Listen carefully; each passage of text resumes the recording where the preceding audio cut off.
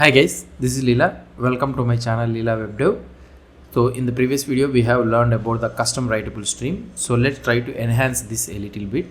So we have implemented our construct method and also the write method, and also the final method also has been implemented. And here we are trying to write some data, and when the stream is finished, so we are trying to tell that stream is finished. So here the final is there. So if you try to open this one and if you try to run this one, so stream is finished, it is saying. So fine, but here we have not an issue. So here we need to close the file when the stream is finished. So how we can close the file? So here in this finish we cannot able to access the file. So how we can finish it is, so we have another method that is nothing but destroy. Okay, so this is the destroy. So if you try to open the node.js document, I will try to open it in the Chrome. I will take this Chrome. Let's open the Chrome, and here you will be having the node.js, and in this node.js if you go to the docs, and here you will be having the stream, and if you go to the writable streams and duplex streams, and here stream implementers implementing a write stream, and here you will be able to see a destroy, and the destroy is taking error and also a callback. Okay, fine, let's go here and implement the error and a callback. So we need to call the callback here. So now if this dot fd is there, okay, if this dot fd is there, then I would try to close f dot close of this dot fd, and you will be getting an error here, and in this error, so I will return the callback. I will return the callback of error. Okay, or otherwise else means then you can just call the callback. Okay, nothing is there. So that's it. So we have implemented our destroy method. So let's see that whether the destroy method is coming or not. So console.log destroy, destroy. So fine, let's go here and we'll try to do this one. So stream is finished and also it is destroyed. So now here we are able to successfully implement our custom writable stream. So now this one we can use it in anywhere in our when we are trying to write the writable streams, we can use it anywhere. For example, let's say that we have implemented our write-more.js file, right? So this is our writable stream, so which we have created. So we have created a write stream, and I was trying to do the loop, and I am sending it to the stream.write and everything. We are sending it on the drain. I am stopping it here on the drain. I am trying to do it, right? So this entire thing we can take the code and we can implement with our own custom file stream. So here I would try to paste it. Okay, so this paste thing is finished. So if I come down, so this is our async, and there is no need to open, and there is no need to use the node.js create write stream. So here you can use the file write stream of file name. We need to send the file name, and that is also test.txt, and almost it was same. Okay, so here I have implemented it.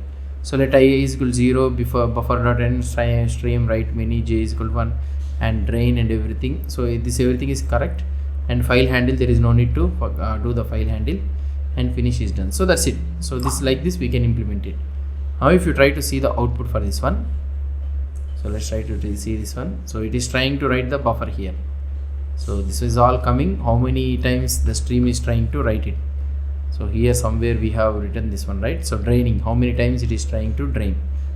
So this is how we can do it. 236 drains it has been done. So for example, let's say that here how many writes it is trying to do it means. So here we can take it this dot writes count, this dot writes count is equal to 0, and here you can take it with so when we are trying to write it means, so here when we are writing this one, or otherwise we can do it here. Okay, so we can do this dot writes count plus plus, that's it, finish.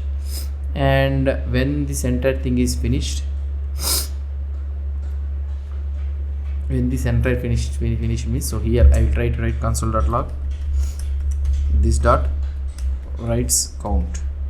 Okay, and here I will try to remove this buffering and all those things. So just I don't want to use this j. So now if I try to show you, so then it's started. So here the same 237 you are able to see it, right? The same 237 it is printing. So this is how you will be able to see the writes count also. So whenever the buffer is getting full, then only it is trying to write the buffer. So now, so we have implemented our own thing.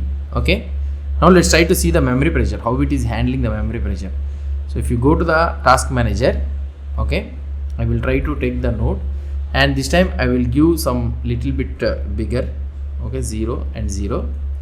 And here in our task manager, let's go to our node custom writable.js file, and here I would try to search the node, and here you will be able to see the memory is only, it's taking 40 MB. So it is around 40 MB it is taking. So it may take some time to run it, but it is not exceeding the memory. So the memory is in control. So here 2678 and it has been gone. So that means it is taking around what I mean to say is memory 40 MB it is taking. The execution time it is taking 13 seconds. So don't think that it will take 13 seconds.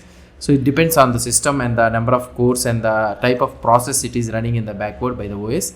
So my system is little bit slow, so that's why it is taking so much time. For you it will be finished in milliseconds only. That's not a problem. There is no need to worry.